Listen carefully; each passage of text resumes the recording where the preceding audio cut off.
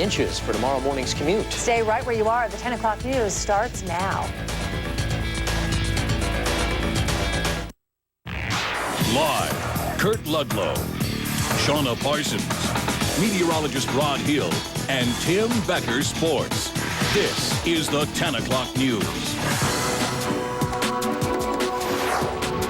Tonight, snow returns to Oregon, everywhere from Mount Hood to the West Hills of Portland. And it looks like more could be on its way tomorrow. Tonight, live Team 12 storm front coverage keeps you up to date. Good evening. Snow is falling right now up in the West Hills. That means the morning commute could be a slick one. KPTV's Monica Guzza is live on Skyline Boulevard tonight. Monica, how is it out there? It is quite chilly, and actually there's more of a snow mist going on right now, and reports of snow have been coming in all across the state since early this morning, from the coast down into the Willamette Valley, of course up here in the West Hills of Portland, and blizzard-like conditions in the mountains. The city of Portland is getting ready. And people are preparing their vehicles for the possibility of snow, for good reason, too. We had cold rain this morning that in many areas quickly turned to a dusting of snow, like here on Skyline Boulevard in Portland and throughout much of Oregon City. Much of the snow at lower elevations melted by late morning, but that was not the case up in the mountains, where snow has been falling at a rate of 1 inch an hour. And if you're headed into the mountains, you must have chains. Even if you have traction tires, you will still need to chain up. I think they should start putting the wheels on top of the cars, and it'd be easier to put the chains on. The state police are patrolling the passes and ticketing or turning back people who do not comply. Out at the city's maintenance yard, Public Works has already got a jump on the snow. We've got a product, the anti-icing product, which we put down to prevent the formation of ice on the roads. So that product's already out there. And if there is accumulating snow, the sanding trucks will go out to provide some extra traction. Business is hopping out at the local tire stores, too. Howard Magden, the manager at Les Schwab, is staying busy. We've been selling a lot of chains, a lot of wheel switches, people putting their studs on, a lot of people buying studs. Snow in the city can be a nuisance, but not everyone is dreading it. It would be nice if it snowed in the city so that the kids could get a taste of it. We've been waiting for 2 months now for it to snow right in our neighborhood. Snow's great. You know, it brings out the best in people. Boy, and it has been snowing. I mean, just take a look at the snow here on this wall. This is easily 3 to 4 inches up here on Skyline Boulevard. And just up the road here, people have been driving down. We've heard reports of at least 3 car accidents up the road. And in fact, even a tow truck that went up to help people went into the ditch. So things are getting very, very slick out here. Yeah, probably a good thing that it was a holiday today, and that kept a lot of accidents from happening. What about tomorrow? What can we do to prepare for the snow tomorrow? Well, it looks like we will have snow on the ground tomorrow morning, so make sure you turn on your TV, KPTV, of course, or tune into the radio and find out if there's going to be any road closures, school closures. Make sure your car is in good working order, and if you don't have to drive, please do not, or drive very slowly and very carefully. Back to you guys. All right, Monica, thanks a lot. Well, the question tonight, is this just the beginning? And will snow fall all over Portland tomorrow? KPTV meteorologist Rod Hill is up on the weather deck with that. Rod? There's a west wind, you might notice, hitting me right smack in the face tonight. Very chilly out. I do want to show you where the temperatures are. Most of the time this evening, we have been just above freezing, although, of course, snow has been falling in many areas throughout the Portland region. 36 degrees at the airport right now. And in fact, our temperatures have actually been rising over about the past hour and a half or so. And I've jotted down some of the elevations. Hillsborough, of course, on the other side of the West Hills at better than 200 feet. Okay, now look very carefully at this, and I'll play it a second time. You're going to see a little white ball right there approaching and then moving into about the Portland area. That's an upper-level disturbance that came in and produced what was several hours of fairly intense precipitation that covered many areas in snow earlier tonight. But as you look at the radar, you can see that all of that has moved through. So for the time being, unless you live southeast of the city, say southeast of Oregon City or down in Sandy, I imagine it's still snowing at this hour, things have really quieted down. It's now fairly dry in Hillsborough, the downtown area, up in Vancouver, where much of the area had snow covering the roads and the whole 9 yards. Up in Scappoose, it's really dried out. So again, unless you live southeast of the city, things are really calming down. But as Monica alluded to, we have this threat of additional snowfall through the daytime hours tomorrow. Will it be another fairly decent threat or just a flirtation like what we had today? We'll talk more about that. Also, we'll get more into how much snow fell up into the mountains with complete storm front coverage continuing tonight at about 10:30. All right, Rod Hill, thank you.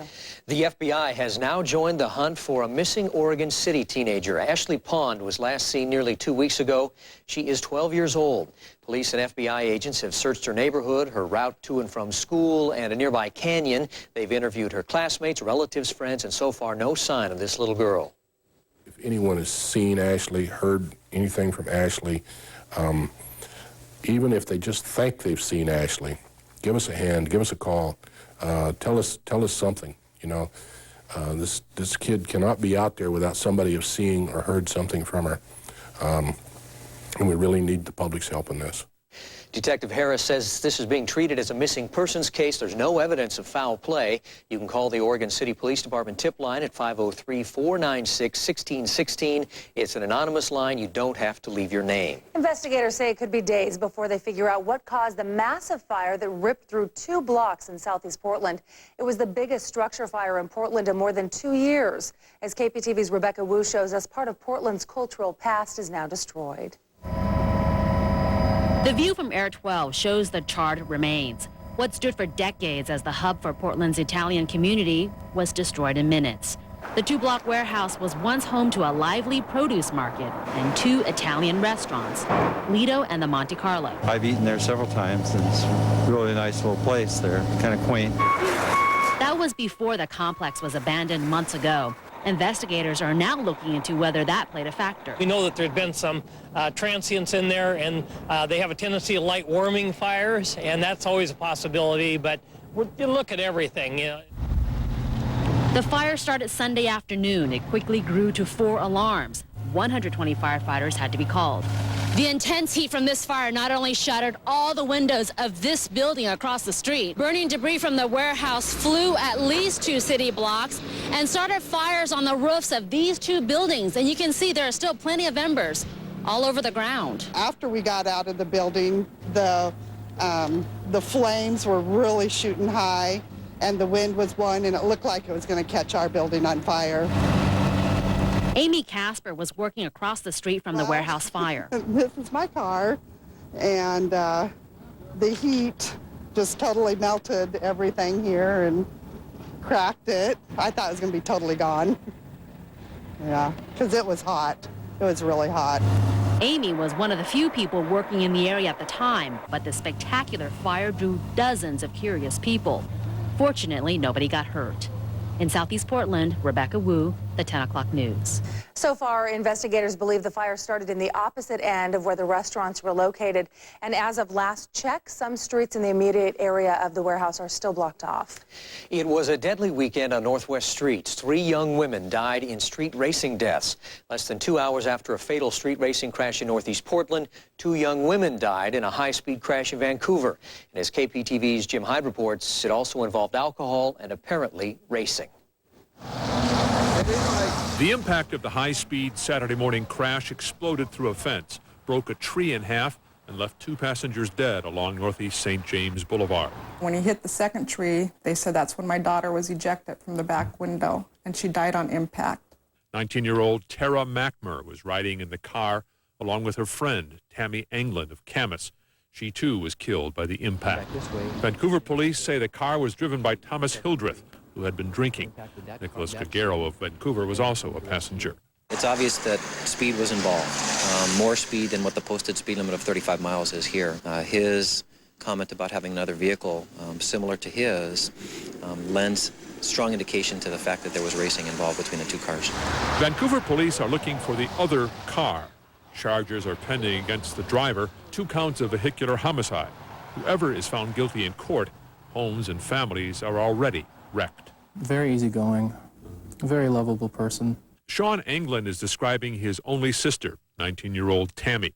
The family is planning a memorial service. In nearby Washougal, Tara Mackmer's parents are doing the same. They're also hoping their message, their plea, reaches other young people. I don't ever want a parent to have to go through what we're going through right now. The speeding, the drinking and driving, you just don't realize what one screw-up like this can cause so much grief for so many people. And you're not immortal. You're not immortal. You may think you are because you're young, but you're not. Absolutely not. In Washougal, Jim Hyde, the 10 o'clock news.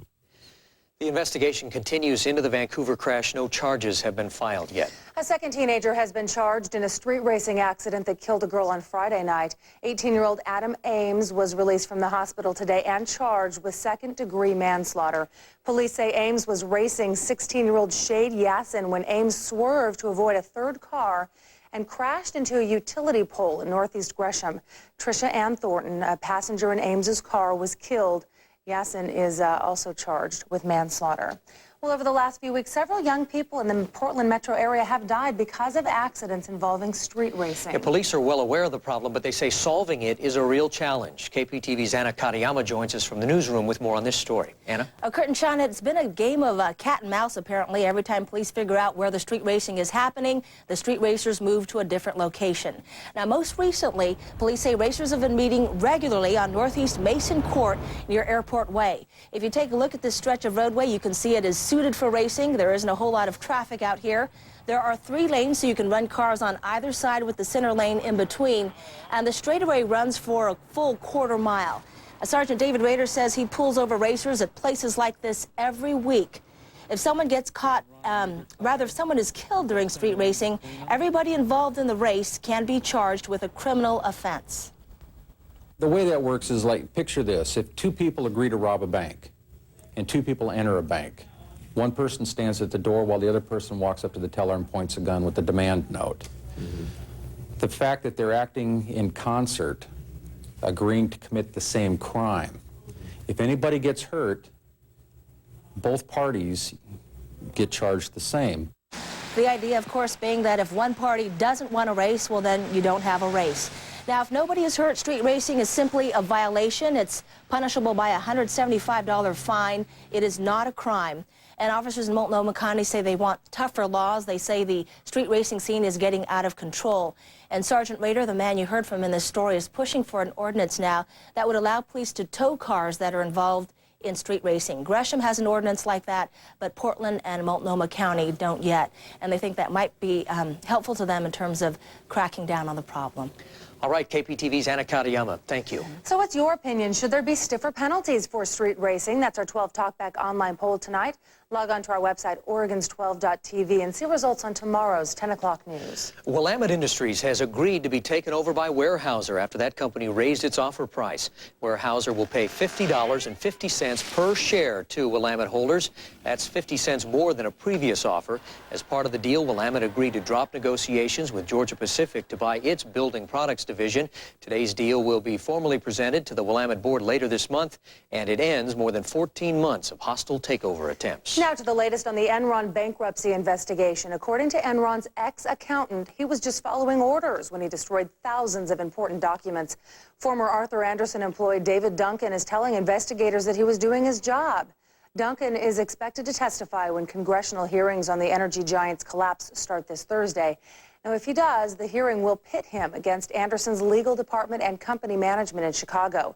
Duncan says both Enron and Arthur Andersen must share the blame for Enron's collapse. Duncan told investigators that Andersen had ample information when it evaluated the controversial partnership arrangements at Enron that were a big factor in its bankruptcy. Well, last Friday night, we asked you if you thought government officials should give back contributions from Enron. And here's how you answered our 12 Talkback online poll. 61% of you said yes, 38% said no. The number of Oregonians defaulting on their student loans has quadrupled. The Oregon Student Assistance Commission says 600 loan default claims were filed last year. The year before, only 140 claims were filed with the state. And the commission says it's only going to get worse as the unemployment rate rises, but there is help. You can apply to defer payments for up to 36 months, depending on the loan. For more information, log on to our website, and we'll link you to the Student Assistance Commission website. Coming up, the stars shine on the red carpet. The Golden Globe Awards have been handed out. We'll have a complete wrap-up of all the hits and misses a bit later. Also, a deadly shooting outside an American building in India. We have the latest on this. Plus, celebrating a man and his dream. We'll take you to some local events in honor of Martin Luther King Jr. Day when the 10 o'clock news returns. Describe Good Day Oregon Sure. It's 4 hours of live and local news, music, interviews, features that other morning shows just can't give you. Reporting the stories that affect you. Giving you an aerial view of your morning commute. Plus weather and a whole lot of fun. Good Day Oregon, weekday mornings from 5 to 9 on KPTV, Oregon's 12. You always pay for long distance. You never pay for long distance. You always pay for long distance. You never pay for long distance. Sign up now and get unlimited weekend minutes from VoiceStream. Get more, pay less, guaranteed. Hi, I'm Kurt Warner. We have a huge selection of certified used cars in stock. And this is your chance to drive home in a vehicle you can trust. Every GM certified used vehicle goes through an intensive 108-point inspection. Everything is inspected, repaired, or replaced. And only at Kurt Warner. We pay the sales tax on all used vehicles in stock. Oregon residents get a discount equivalent to the Washington sales tax. Come see me today at Kurt Warner Chevrolet, I-205 in Mill Plain. Meet my 21st century family. They're always on the phone, or online, or out and about, and it all adds up. That's why we got the total package from Quest. We get high-speed DSL, phone service with tons of features. Oh, and Mr. Wireless, he gets a plan with 1,200 minutes, including long distance. For only $99.89 a month, get the new total package from Quest. Who knew the future would be so simple? Quick! Memorize everything about this precise moment because you are going to want to remember exactly what you were doing when Pizza Hut announced the historic 99-cent pizza deal. Right now, when you buy any of these delicious large specialty pizzas, we'll give you an entire second medium pizza with one topping of your choice for only 99 cents. In the annals of history, has any other pizza company offered a deal this good? Everyone's going to want a piece of this, the historic 99-cent pizza deal from Pizza Hut. Right now, get an order of 5 breadsticks and a 2-liter for just $3 more. You know, with VoiceStream, there's something nice about getting the most minutes and never paying for long distance or roaming. It's called no hidden charges. I mean, after all, where would we hide them? Sign up now and get unlimited weekend minutes from VoiceStream. Get more, pay less, guaranteed. Give us an hour. We'll give you a headache. Steve Edwards, Dorothy Lucy, and Jillian Barber. It's from news to nonsense. Good Day Live, weekdays at 10 on KPTV, Oregon's 12. You're watching the 10 o'clock news. We have a developing story tonight in India where 4 people have been killed outside the U.S. government cultural center there. Police say the attack was carried out by heavily armed motorcyclists who sprayed the building with automatic gunfire. The attack happened at 6:30 in the morning in Calcutta when the building was empty. Besides those killed, 11 people were wounded. They included state police officers and at least 1 private security guard. The building is always under heavy guard. No one has claimed responsibility for the attack. In New Delhi, a high alert was issued at the U.S. Embassy and other American institutions. Well, the newest batch of detainees at the U.S. naval base in Cuba are all injured al-Qaeda and Taliban fighters. The 14 detainees arrived on stretchers today from Afghanistan. They were carried off the plane by Marines wearing latex gloves and surgical masks. The detainees wore blacked-out goggles and had their arms apparently strapped to their sides. As detainees continue to arrive, criticism of their treatment mounts. A federal judge in Los Angeles will hear a petition tomorrow filed by civil rights advocates challenging the detention of the men in Cuba. American Taliban fighter John Walker Lind will likely leave for the U.S. tomorrow. Because Lind is a U.S. citizen, he's being sent to the States to stand trial. At a 2-day donors conference for rebuilding Afghanistan in Tokyo, the U.S. has pledged $296 million. The world as a whole has pledged $4.5 billion. And Richard Reed, the man accused of trying to use a shoe bomb to blow up a jetliner, reportedly spent hours sending emails before boarding that flight. The International Red Cross continues to watch what's happening to the detainees at Guantanamo Bay. Meanwhile, President Bush set aside time at the White House today to celebrate the birthday of Dr. Martin Luther King Jr. Elaine Quijano has more from Washington. The subject of criticism and complaints. Today, Red Cross officials in Cuba inspected the U.S. facility where dozens of Afghan war detainees are now being held. They call it Camp X-Ray, the makeshift prison on the U.S. naval base at Guantanamo Bay, Cuba, where more than 140 suspected al-Qaeda and Taliban fighters are now spending their days. U.S. officials released these photos over the weekend amid concerns from human rights groups that the detainees are not being treated humanely. The photos caused an uproar in Britain. The International Red Cross has been in Cuba since last week to interview prisoners and look over conditions there. These people are giving excellent medical care. They are receiving culturally appropriate meals 3 times a day. They're being allowed to practice their religion. Meanwhile, American Taliban fighter John Walker is expected to be transferred from a Navy ship to the U.S. in the coming days. But because of security concerns, U.S. officials aren't giving details on their plans to move him. The investigation continues into what caused a Marine Super Stallion transport helicopter similar to this one to crash in Afghanistan Saturday. Defense officials say there's no evidence enemy fire was involved and say mechanical failure was likely to blame. 2 Marines on board died, Staff Sergeant Walter Cohey III of Maryland and Staff Sergeant Dwight Morgan of California. 5 others were injured. It's a tragedy. There's probably going to be more that's lost. We just have to hope that there's not. But they're fighting for a cause, and it's important.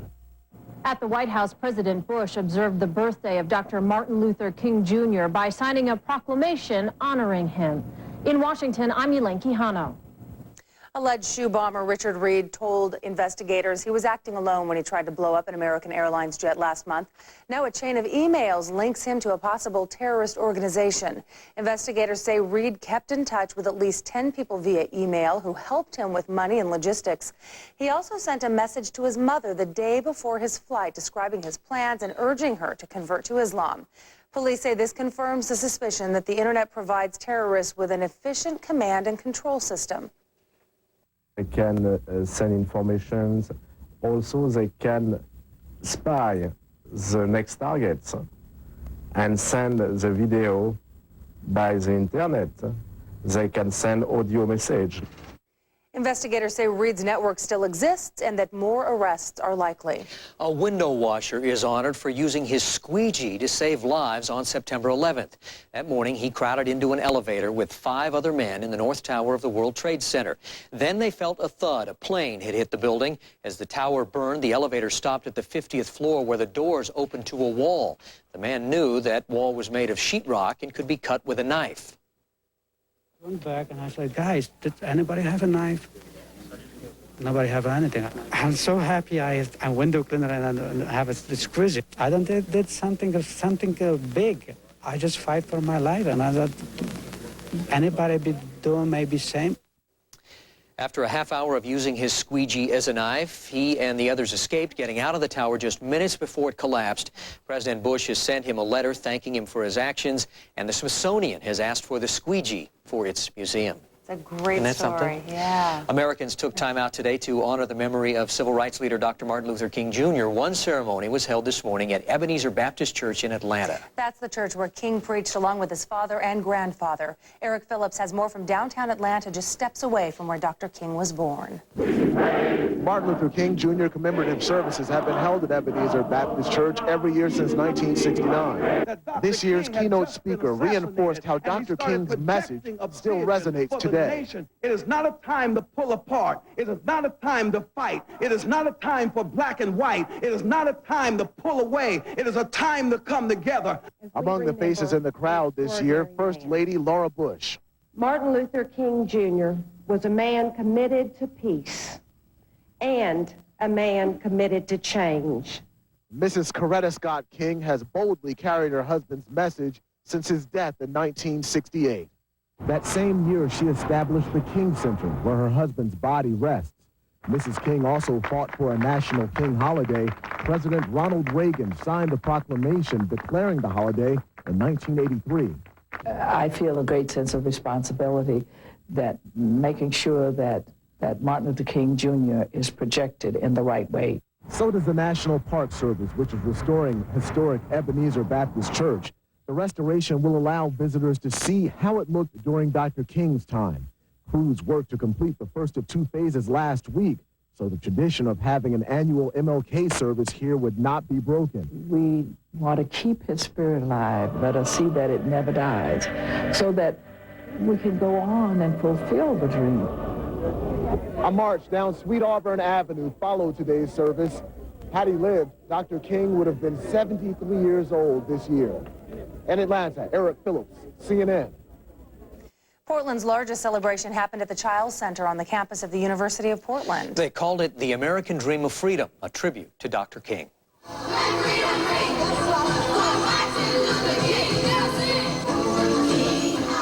That choir from a local elementary school entertaining the crowd with some raps and singing. A group of dignitaries and ordinary people all gathering beneath that backdrop of a giant picture of Dr. King, remembering him for all his greatness.